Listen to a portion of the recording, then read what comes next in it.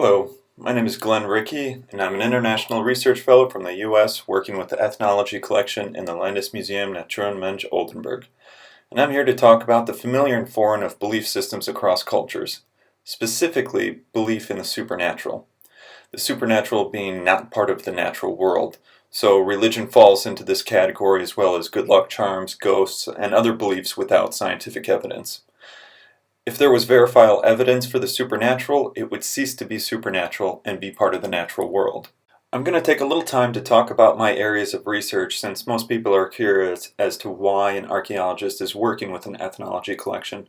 This stems from the differences in the development of anthropology in the US and in Europe. In the US, anthropology is a combination of four subdisciplines: cultural anthropology, archaeology, physical anthropology, and cognitive anthropology, or linguistics, which is why in this presentation you'll see a little bit from each of these fields. The goal of anthropology in the US in general is to gain a holistic understanding of mankind, which is why we have the four fields. In order to understand the material culture in archaeology, one needs to understand the culture that created it, or in order to understand physical stress markers on bones, one should understand the habitual cultural activities. And one way of understanding cultures in the distant past is to understand cultures in the recent past and present. During my university studies, I had an interest in a variety of cultures from around the world and from across history. As such, I focused on cultural interaction with objects and human osteology, since these two subjects can be found around the world and across time. I then concentrated my master's study in historical archaeology with the University of Leicester. Archaeology evolved differently in Germany, so I'll take a moment to explain what I mean by archaeology and historical archaeology. Archaeology, in the definition I'm using and the way I was taught, is the holistic study of mankind through material remains. There is no time restriction, it does not have to be excavated from the ground, and it does not have to be of a foreign culture. The methodology of this form of archaeology has in the recent years been more and more adopted by law enforcement officials, leading to more courses being created in forensic archaeology, a subfield of historical archaeology. Historical archaeology narrows down the focus of archaeology to cultures that have written records or have been described by other cultures. This does not narrow down historical archaeology to, for example, 1500 AD to the present. The ancient Egyptians would fall in the category of historical archaeology, and so would certain Native American cultures after they were described by Columbus or if they had writing of their own. Cultures that also fall into the category of historical archaeology are the cultures that created objects that were collected by ethnology museums before and during Germany's colonial period. Through the funding from the Kulturstiftung des Bundes Fellow Me program, I have been researching an ethnology collection that had been neglected as far as research goes. The majority of the collection had been gathered from the colonies and have not been fully exhibited or researched since then. Going through the ethnology magazine was in itself its own form of excavation, as I was finding objects that had long been forgotten. I've had the privilege of working with this collection since June 2013. The objective of my research was to develop an exhibit featuring the familiar and foreign, which really was just another way of saying that they wanted me to focus on cross-cultural comparison. The problem with the museum's collection was that it was largely from the colonial period, 1884 to 1919, meaning a short time during which the objects were collected from contemporary cultures, and also that they were from a wide range of geographical cultures. Furthermore, a significant portion of the post-colonial collection is, in a sense, prehistoric, having been collected or taken from Peruvian and Chilean archaeological excavation from cultures with no written records. So performing cross-cultural comparisons based on manufacturing techniques or the development of specific objects was not possible.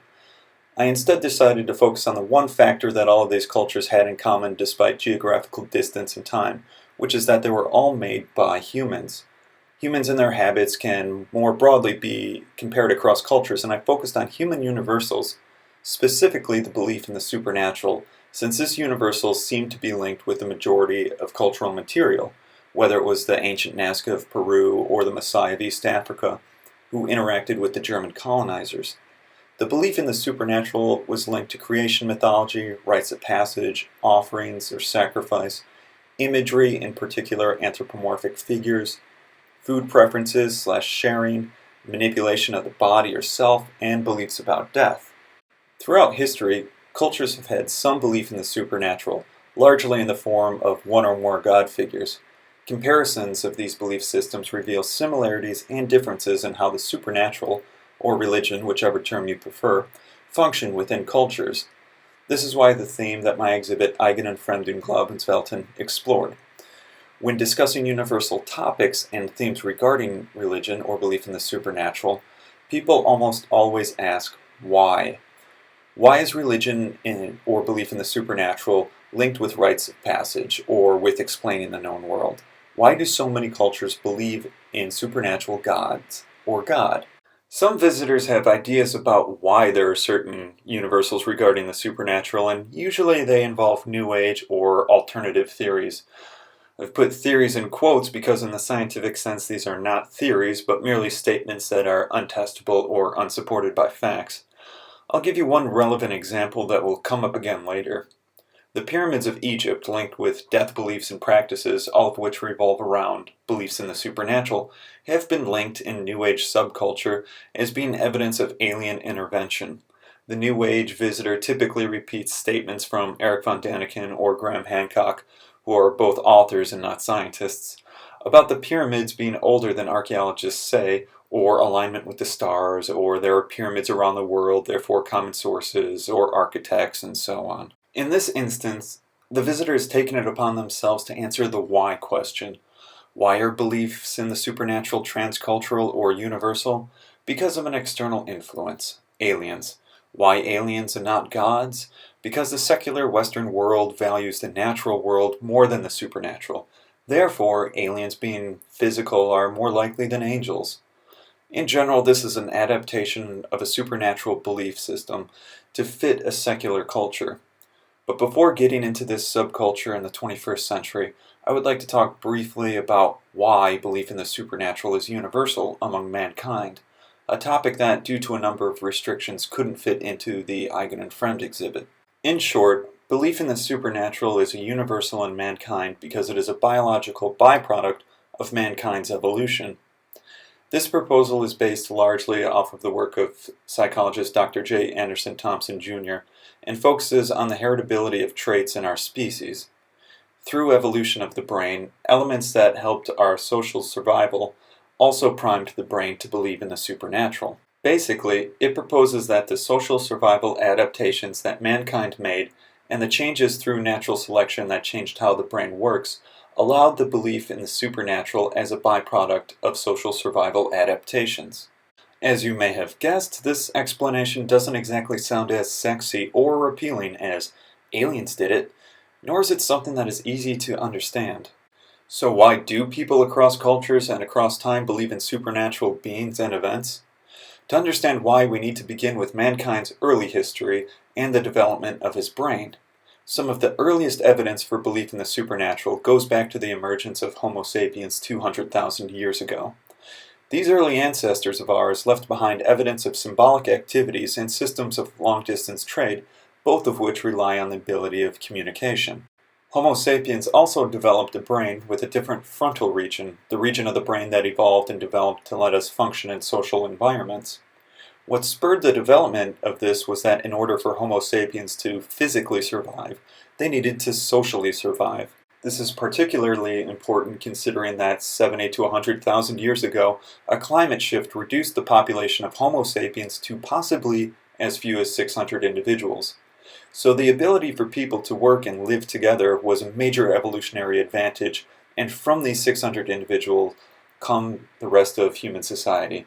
The benefit of working together in social bands, such as hunter and gatherers, is still fresh in mankind's history, considering that only 500 years ago, 2/3 of the world lived in hunter and gatherer bands. As I've said before, belief in the supernatural is a byproduct of our evolutionary development, and this social thought process that allowed us to recognize friend or foe, to detect agency and intent. It also allowed for belief in the supernatural. The attachment system, which solves the problem of seeking protection and survival, is part of this social survival adaptation. It has been found not only in Homo sapiens, but also in Homo erectus more than 1 million years ago. Fossil remains show evidence that a woman suffered crippling conditions, yet she was kept alive longer than she would have been able to survive on the savannah by herself. In other words, despite she could not hunt, food was provided for her. Even though she couldn't fight, predators were kept away from her. This attachment system is obviously still around as people are attached to their friends, family, pets, and so on. Some people are attached to their gods that they will believe protect them and provide for them. The belief in the supernatural draws on the attachment system by providing a parent that will always be there to take care of them. But where does this acceptance of an invisible parent come from? Another part of our social evolution is the aspect of mind-body split, or dualism, the view that the mind functions separately from the body. Of course, we know today, as Steven Pinker noted, that the mind is what the brain does.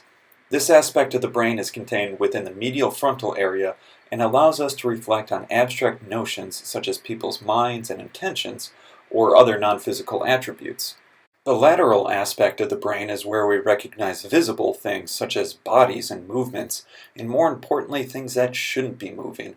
Supernatural ideas work well with this structuring of the brain regardless of which version of the supernatural a culture gives to a person. The brain is already biased to accept that the mind is free of the body, living or dead. In addition to the attachment system and the mind-body split, there's decoupled cognition that allows us to evaluate the likely thoughts and feelings of others, even when they're not around. Have you ever replayed a conversation in your mind that you had with someone else and changed the responses you had given? These are interactions taking place in our mind regardless of time or space. This is decoupled cognition. Children do this all the time when they pretend some objects are something else. They know what they are, but ignore the reality of it. The same with people going to the movies, watching actors and special effects. This suspension of belief is all part of decoupling one's cognition. In terms of evolution, this ability would allow our ancestors, and allows us to this day, to determine how people will react given certain situations. It allows us to prepare to make better decisions. This ability to converse with people who are not present, or for example, are deceased, plays an important part in beliefs in the supernatural. It is not difficult to see how decoupled cognition is necessary for ancestor cults or other instances of summoning the dead. Closely related to this is the capacity called theory of mind mechanism, which is basically our ability to understand how and what a person thinks in order to imagine how they might react. In terms of evolution, this ability would have helped our ancestors to be able to determine who is an enemy and who is a friend. It also aids in social interaction and in complex human interactions. When this ability is paired with intentionality, that ability that allows us to say and understand, I think that you think, we can make complex judgments about not only people we do not see, but also the mind-brain that can never be seen. This is frequently used or exploited for belief in the supernatural as people think that they know what a supernatural being or spirit wants from other people. Transference is another aspect that is utilized in the belief of the supernatural. We take early relationship experiences in life and other life strategies for dealing with people and assign to others the feelings and attitudes we learned and associated with other people. It is a way of anticipating outcomes. The ability of humans to transfer past relationships is regularly utilized by supernatural belief systems through terminology. Brother, sister, father, mother. This pairs with the kinship psychology that evolved for the survival of our respective genes. That is to say, I would favor those with my genes more than those without my genes. There is also the ability of humans to assign agency to any number of things. For example, they will likely interpret unclear evidence as being caused by an agent, usually a human-like one. This is another survival mechanism from our past. It would have been safer to assume every time the bush moves that it was a predator, rather than always assuming it was the wind.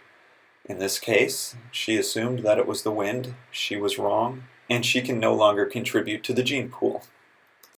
In regards to belief in the supernatural, this survival mechanism can be used to enforce the idea that events or actions are caused by unseen human-like agents.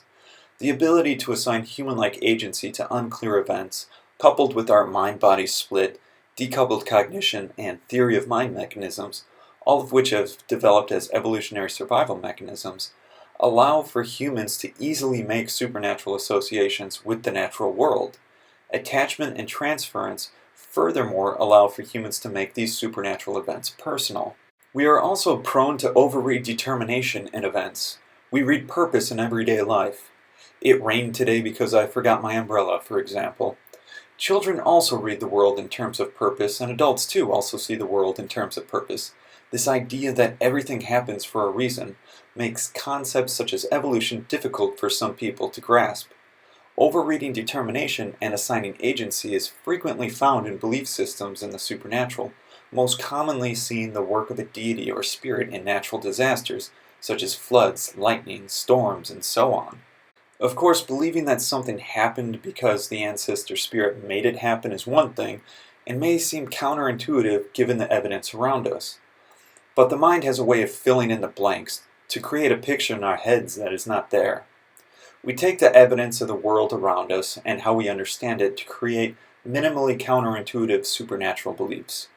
The core architecture of supernatural beliefs tend to take the known natural world and modify it, only a bit, so that at the core, the natural world is still behaving as the natural world, even while supernatural. The Egyptians did this with their numerous animal-like gods. The cat that slept in the sun and protected granaries from rodents and pests at night became the cat goddess Bastet, that traveled with the sun god Ra and protected humans from disease, and the serpent god Abbot. Bastet is still a cat doing what cats do. There is enough there of reality for the mind to fill in the blanks for these supernatural beliefs. This minimally counterintuitive structure can also be found in the Old Testament, where God, or Yahweh, is given very human characteristics. Physically making man from clay, walking through the Garden of Eden, making leather clothes, wrestling Jacob, and of course being jealous or angry at times. All very human characteristics. Again, coupled with transference and attachment, he is also given a number of paternal characteristics. Other characteristics that have been used by organized belief systems in the supernatural are the deference to authority that is in all of us. Honor thy father and thy mother, submit to your God or gods, the ultimate authority, no matter what. This brings us to morality. Morality is another characteristic which is not from any supernatural belief, but the result of our social survival adaptations. If Homo sapiens were not moral creatures to begin with, we never would have survived. Of course, learned cultural differences determine to a certain extent what is considered moral. However, genuine morality is doing what is right regardless of what one may be told. Supernatural beliefs tend to promise rewards to those who act a certain way and punish those who act another way. The fact that morality is biologically hardwired into us is a concept that many people with beliefs in the supernatural find hard to believe. Typically, the argument goes that their belief systems and their deity provided morals, and without them rape or murder would have been acceptable. Logically, this does not work out well, since most people would not murder even if a deity didn't say that it was bad. If murder is naturally bad, then it does not matter that a deity said it. The Old Testament even hints at morals being natural. Before receiving the Ten Commandments, Moses tried to hide the body of the Egyptian he murdered, since he knew that what he did was wrong. Either way, morality is built into us, and this has been commonly taken over by supernatural belief systems. So what I've been talking about are social survival adaptations that are in all of us, which aid in or support the belief in the supernatural. But these are still individual or personal beliefs in the supernatural. If one were to tell people that they were speaking with their deceased ancestors on a regular basis and that their spirits helped cause events in their life, you might consider them crazy. However, when there are a multitude of people who make the same claim, or better yet, believe in the same supernatural being, then you aren't considered crazy, you're considered normal. This brings us to the rituals that are utilized by belief systems in the supernatural. The Khoisan of Africa, the Bay of Bengal, Andaman Islands culture, and the Australian Aboriginals. These three groups of hunter-gatherers share similar ritual elements that were likely also part of the first belief systems 50 to 70,000 years ago, when our ancestors first began to leave Africa. Key to these rituals are song, dance, and trance. Our early ancestors had discovered that these physical activities would stimulate and boost numerous neurochemicals such as serotonin, dopamine, epinephrine, oxytocin, and endorphins. The combination of these neurochemicals is likely why these types of rituals were so appealing. Serotonin helps regulate our self-esteem in regards to social feedback and make you feel good. Prozac, for example, increases your serotonin activity. Dopamine is part of muscle function and repetitive compulsive behavior. It is also linked with pleasure and is part of what makes us want to do pleasurable things again. Epinephrine, or adrenaline, increases the heart rate and allows temporary bursts of strength. Oxytocin generates trust, love, and generosity. Finally, endorphins block pain and are triggered by exercise, excitement, music, orgasms, and touch. When survival in small bands requires working together, supernatural rituals could serve to settle interpersonal differences and disputes. Rather than discipline someone and risk their friends or kin retaliating against you, unforeseen forces such as dead ancestors could determine the punishment. In order to communicate with the ancestors, dance and trance-like states allowed participants to see the unseen. These trances may or may not be with the aid of drugs, but either way, these rituals were public validation of another world and invisible spirits. These rituals are found commonly marking specific rites of passages, such as birth, puberty, marriage, and death. Rituals could serve a number of roles in a culture, but they all trigger numerous neurochemicals that make the participants feel part of a group, bring about loyalty to the tribe, and lose any sense of being an individual by bonding with the group, especially through the use of touch, which releases oxytocin. So belief in the supernatural is a byproduct of our social survival adaptations. The neurochemicals in our brain that are triggered during supernatural group rituals reinforce these experiences as something special. That is the short answer to the question, why do all of these cultures around the world and throughout history believe in the supernatural? Because biologically, it is very easy for us to accept belief in the supernatural. Furthermore, people want to belong to a group, which the rituals reinforce. These feelings and beliefs were in us in the past and are still part of us in the present. That is why we see this pattern of belief in the supernatural. But if the pattern is all the same, being biologically hardwired into us, why are there so many differences? Around 5,000 years ago, something happened that really changed the way belief systems function. Cultures began to write things down. Not every culture, but the development of writing fundamentally changed the way the belief systems in these cultures continued. Before this, the main method of conveying knowledge or history was orally, through either special orators or elders. These specialists in rituals and stories or histories would eventually develop into social class of their own, regardless if the culture had developed writing. But in the cultures that had writing, these people were in charge of keeping the sacred texts. Once written down, or guarded by specialists, the stories or myths were not meant to change. Rituals, which could be more easily altered in cultures with oral traditions, are now more strict in what can and cannot be done. One need only look through Leviticus of the Old Testament to see the numerous laws and regulations for people's lives. For the people of the Old World, where the major monotheistic religions dominated, their written word was considered by many as the word of God since the invention of writing, and it developed in a limited geographical area. There are no penguins or any platypuses on Noah's Ark. The geographical area of the world is thought to have had corners, and all of the people of the known world were thought to have been the descendants of Noah and his family. The mental struggle, and to a certain extent self-deception, that the conquistadors went through to explain the peoples of the New World is clear in almost any account from the time. What a mind-blowing experience that must have been for the people who believed in the inerrant word of God, that Noah and his family populated the world in a specific set manner. How was this to fit in their supernatural worldview that the conquistador priests brought with them? What some of the priests on these travels did was notice the rituals and practices that the Inca were doing. The ritual distribution of cornbread and consumption of chicha, a type of maize beer, by the royal Inca and given to the people was observed, and the priests thought, this is clearly evidence that an apostle taught the people the rites of communion.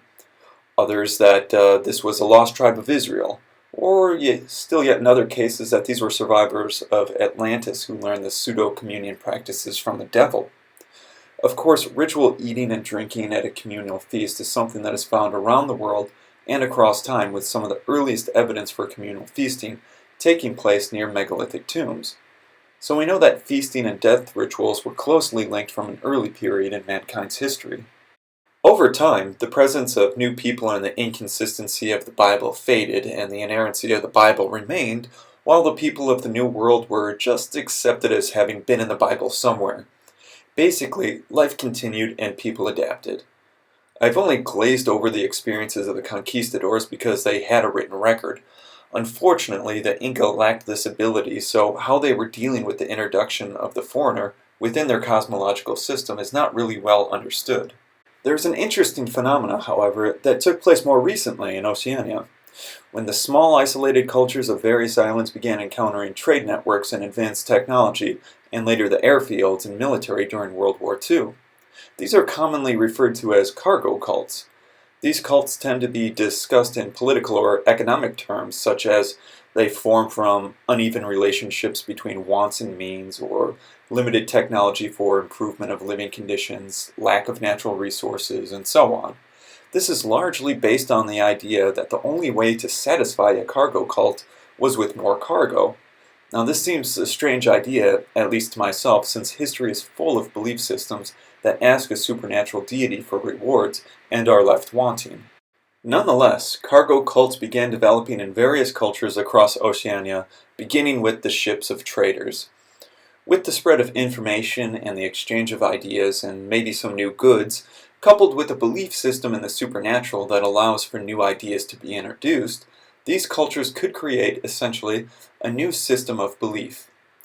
One early cargo cult believed that the spirits of their ancestors that resided on a distant mythical island were returning with goods. Rituals were set up to try and bring these white spirits back along with their material goods. This basic belief did not necessarily go away with the development of an island either. In one such example was the cult belief in Pan-Phenomera in Tikopia, a comparatively well-developed area in the 1950s. There it was believed by some that the Elite spirit, the chief of the north, Pan-Phenomera, would send European goods from abroad to the people. This spirit was communicated to via a spirit medium. Of course, no goods had come, but the people still believed that some Europeans were sent by this spirit. Pan-Phenomera was in fact a living person in 1929 and had been long dead by the 1950s, but through the adaptability of the local beliefs in the supernatural, a new system and new spirits could be introduced even when the material return was non-existent. This movement, however, was not considerably well organized and eventually died away. Other cargo cults were ones that developed during the Second World War in an attempt to bring airplanes to their islands and give them cargo. This cargo would be treated as a special object and take on an entirely new dimension within the culture. Rituals were established that copied what soldiers were doing, believing that it was these rituals that would bring about more cargo and planes. One example is the flag and the flagpole. The people would view how the soldiers ritually raised and lowered the flag and treated the object with reverence. Clearly, this must be their sacred object that brought more cargo. So flagpoles would be worshipped, while other local resources were modified to make runways, control towers, and radios. Despite the limited success of talking into tin cans to communicate with gods, the cargo cults were successful in bringing people together to share similar beliefs, as well as similar social statuses. It was an opportunity for the people who could not get the wealth of the Europeans or understand the modern production methods to gather together and rely on rituals to cast spells on the white man while asking for more cargo to come their way. It was a way for the people who had no voice in the larger world to make a voice for themselves in their community. These examples of other historical, non-Western cultures adapting to change or dealing with new technology and information is always interesting for cultural anthropologists. But in the 21st century, we don't need to look to isolated island cultures or historical first contacts to see how people are dealing with rapid changes and new information. In the beginning of my talk, I mentioned people who believe that the pyramids were made by aliens, or at least assisted mankind in creating the pyramids. This subculture is an interesting one and shouldn't be dismissed as merely fringe believers or crackpots. This subculture is adjusting to the changing times and new real scientific evidence as best as they can. Just as the Spanish restructured their interpretation of the Bible, or cargo cults formed to better deal with changes around them, this subculture, just call them Ancient Astronaut Theorists, These astronaut theorists are trying to understand the world around them in a manner that they can understand. This is far from being a small group of people either, and they are typically well organized even if they lack a coherent belief system. Through modern technology and publications, they have managed to spread their beliefs to millions of people. A television series on the History Channel in America reached over 2 million viewers at one point. At the moment, it is still well above a million. This TV series is titled Ancient Aliens and features such episodes as Angels and Aliens, Gods and Aliens, The Shamans, which proposes that shamans were actually extraterrestrials. And another episode is The Great Flood, which proposes that the biblical flood was caused by extraterrestrials, and so on. With 96 episodes and more than 3 days of continuous viewing material, one could theoretically watch this show more than some people attend church. Famous and influential people are also part of this subculture and further support these ideas. Katy Perry, who has 68.3 million Twitter followers, has called this show and these ideas as mind-blowing to Twitter followers, while the Ellen DeGeneres show, which has on average 3.9 million viewers, has stated in 2011 that the topics on this show are thought-provoking. In 2011, such thought-provoking topics covered were aliens in the Old West, how aliens influence cowboy stories, aliens and deadly weapons, one of which was Excalibur, the sword of King Arthur, and aliens and the Founding Fathers, that covered aliens and the founding of America by George Washington, Ben Franklin, and so on. Despite the inconsistencies or inaccuracies of the ideas put forth by these ancient astronaut theorists and their supporters, this is still a hugely successful belief system with organized conventions, meetings, lectures, publications, and so on. Much like the Cargo Cults of Oceania that copied military rituals or made planes from bamboo, this ancient astronaut subculture imitates scientific gatherings and peer-reviewed publications in an attempt to gain a legitimate understanding of the world around them. They try to be scientific by appealing to the natural world rather than the supernatural. They write and publish articles in journals that they have made themselves, and they use seeming academic credentials to legitimize what they say. For example, Dr. X has a valid observation in biology because he's a doctor. Never mind that his doctorate is in law and not biological science. Other times they just make up their credentials entirely. Rather than have cargo as a reward for their efforts, they expect to be recognized as having a legitimate answer to the questions regarding mankind's past. A key difference between the cargo cults and the ancient astronaut theorists, however, is that the cargo cults at first did not understand the new technology and the new people. Following Arthur C. Clarke's third law, any sufficiently advanced technology is indistinguishable from magic, the early cargo cults explained these technologies in terms of the supernatural. The ancient astronaut theorist, however, has the modern world at their disposal. They can learn about evolution, psychology, archaeology, and so on. They can view the evidence for the creation of the pyramids, the first tools of mankind, and the experimental archaeology that demonstrates how early man could build these structures. But they choose not to. And that, I find, is the most interesting thing about these modern-day cargo cults. They have the same biological belief pattern that is in all of us, and they obviously value understanding the history of mankind and explaining the natural world, but the level of self-deception that it takes to deny all of the evidence science has accumulated to explain the known world is amazing. Self-deception is another characteristic that, as technology and science advances, the level of self-deception in the supernatural belief systems rises. The elaborate exhibits in the Creationist Museum in the US is a good example, in which they have spent an enormous amount of money and time in denying the advances in biology and other fields to show how the Earth was created in 6 days and that all of the animals could fit on the Noah's Ark, and so on. Aside from the creationist scientists, there are other modern-day cargo cult sciences that can be found in the 21st century. Homeopathic and other alternative medicines likewise mimic the practices of legitimate medicine and sciences. I'm not referring to the typical average person who just purchases homeopathic whatever, since people who take part usually have done no research or have no understanding regarding how homeopathic medicine is supposed to work. I'm referring to the medical practitioners, providers, and associations who should know better, yet still promote homeopathy as a legitimate form of medicine. I don't want to remain on this topic for too long, but I'll give a short example of homeopathic medicine. Homeopathy, meaning same suffering, believes that providing a patient substances that cause similar illnesses or symptoms will make the patient get better. For example, have insomnia? Cannot sleep? Homeopathic sleeping pills prescribe caffeine, or rather coffea, as in Coffea arabica, which is a source of caffeine for coffee. The logic is same suffering. Since the caffeine keeps you awake, it should also make you go to sleep.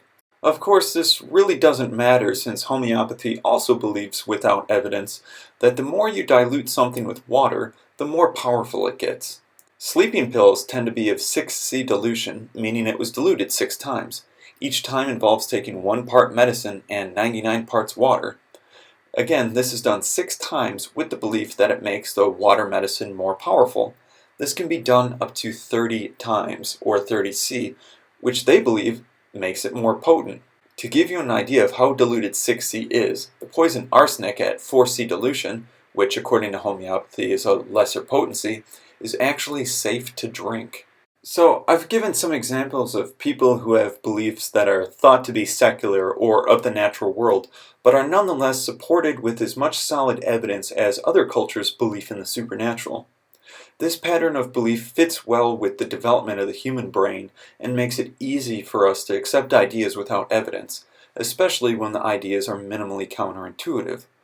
These cultures and subcultures all place a value on their explanations of the known world, but these values are still influenced by other factors. In the more or less secular Western world, we have seen the formation of cargo cults, where we are free to allow these seemingly secular ideas to develop, while in other areas of the world, less secular and less politically free areas of the world, the values of the people have led to violence and conflict with those who do not share their values.